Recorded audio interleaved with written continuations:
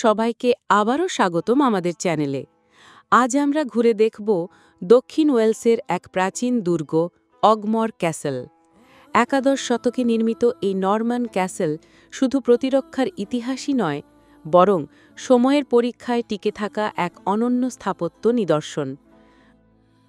অনেককাল আগের কথা, যখন ওয়েলসের সবুজ উপত্যকা জুড়ে কেবল ঝিরিঝিরি বাতাস বইত আর নদীর কলতান শোনা যেত, সেই সময়ের এক অকথিত কাহিনী বুকে নিয়ে দাঁড়িয়ে আছে অগমোর ক্যাসেল। এর প্রতিটি পাথরের ভাঁজে লুকিয়ে আছে নরমানদের বিজয়ের গৌরব, ওয়েলশদের প্রতিরোধের শপথ, আর সময়ের ঢেউয়ে ভেসে যাওয়া হাজারো মানুষের পদধ্বনি। আজও অগমোর নদীর তীরে যখন সূর্য অস্ত যায়, তার কমলা রঙের আভা যখন দুর্গের প্রাচীন দেওয়াল ছুঁয়ে যায়, তখন মনে হয় যেন অতীতের সেই সোনালি দিনগুলি আবার ফিরে এসেছে। এই ক্যাসেলের যাত্রার শুরু হয়েছিল একাদশ শতাব্দীর শেষের দিকে, নরমান আক্রমণের ঠিক পর। উইলিয়াম ডি লন্ডন নামের এক সাহসী নরমান লর্ড এই উর্বর ভূমির ওপর নিজের আধিপত্য বিস্তারের স্বপ্ন দেখেছিলেন।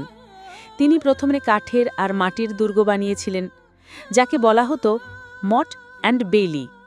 দূর থেকে দেখলে মনে হতো যেন কোনো বিশাল ঢিবির ওপর একটি কাঠের মুকুট বসে আছে। কিন্তু ওয়েলশরা ছিল বিদ্রোহী আর সাহসী। তারা সহজে নরম্যানদের অধীনতা মানতে রাজি ছিল না। তাদের তীর আর ভরসার আঘাতে কাঠের দুর্গ বারংবার ক্ষতিগ্রস্ত হয়েছে।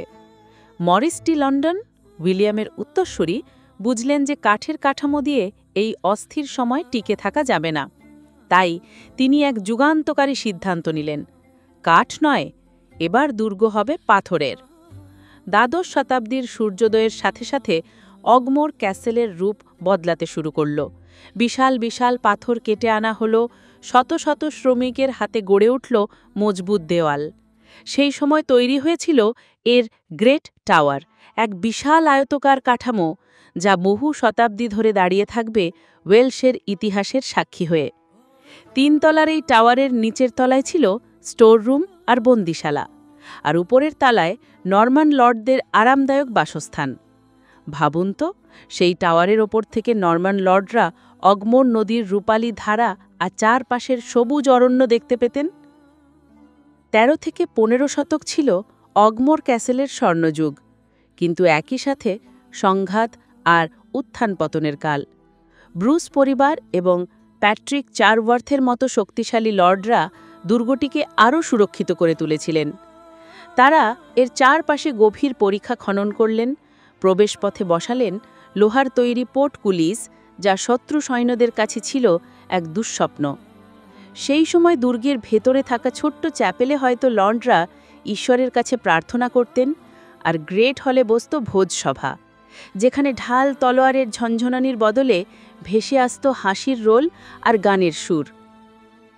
কিন্তু শান্তি বেশি দিন স্থায়ী হয়নি। ওয়েলশের বিখ্যাত প্রিন্স লিউয়েলিন দ্য গ্রেট এবং পরবর্তীতে ওয়েন গ্লিন্ডর, ওয়েলশের স্বাধীনতার স্বপ্নদ্রষ্টা, এই দুর্গটিকে তাঁদের আক্রমণের লক্ষ্যবস্তু বানিয়েছিলেন।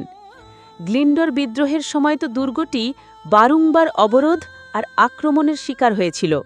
প্রতিবারই পাথরের দেওয়াল আর ভাসী রক্ষীরা দুর্গকে রক্ষা করেছে। সেই অবরোধের সময় হয়তো দুর্গের ভেতরে খাবার আর জলের অভাব দেখা দিত, কিন্তু রক্ষীরা তাদের শেষ রক্তবিন্দু দিয়ে দুর্গ রক্ষার শপথ নিয়েছিল। ১৬শ শতকে যখন বন্দুক আর কাননের ব্যবহার বাড়তে শুরু করল, তখন পাথরের দুর্গগুলির সামরিক গুরুত্ব কমতে লাগল। অগমোর ক্যাসেলও ধীরে ধীরে তার জৌলুস হারাতে শুরু করল। একসময় ব্যস্ত দুর্গটি পরিণত হল এক নীরব ধ্বংসাবশেষে। এর পাথরগুলি হয়তো ব্যবহৃত হয়েছিল পাশের গ্রামগুলির বাড়িঘর বানানোর কাজে। সময়ের ধুলো আর প্রকৃতির ক্ষয় তাকে ঢেকে দিল এক বিষাদের চাদরে। তবে অগমোর ক্যাসেল সম্পূর্ণভাবে হারিয়ে যায়নি। ঊনবিংশ এবং বিংশ শতাব্দীর প্রত্নতাত্ত্বিকেরা এর ধ্বংসাবশেষের গভীরে হাতড়ালেন, মাটি খুঁড়ে বের করে আনলেন এর হারানো গল্প। এখন ক্যাডু নামের একটি সংস্থা এই প্রাচীন দুর্গটির যত্ন নেয়, যাতে ভবিষ্যৎ প্রজন্ম ওয়েলশের এই গৌরবময় অতীতের অংশীদার হতে পারে। আজও যখন আপনি অগমোর ক্যাসেলের ভাঙা দেওয়ালের পাশ দিয়ে হেঁটে যাবেন, তখন হয়তো শুনতে পাবেন অতীতের ফিসফাস, নরমান সৈন্যদের পদধ্বনি, ওয়েলশ যোদ্ধাদের যুদ্ধের ডামামা, আর কোনো এক লর্ডের ভালোবাসার গল্প। মনে হয় যেন কোনো অদৃশ্য আত্মারা আজও এই দুর্গটিতে ঘুরে বেড়ায়, তাদের হারানো দিনের গল্প শোনাতে। অগমোর ক্যাসেল কেবল একটি দুর্গ নয়, এটি ওয়েলশের আত্মার এক প্রতিচ্ছবি, যা শতাব্দীর পর শতাব্দী ধরে তার মহিমা আর রহস্য নিয়ে দাঁড়িয়ে আছে। আশা করি আজকের আর্কিনেস্টের উপস্থাপনায় ভিডিওটি তোমরা উপভোগ করেছ। চ্যানেলটি সাবস্ক্রাইব করো, লাইক দাও এবং কমেন্ট করো। পরবর্তী ভিডিওতে দেখা হবে। বিদায়।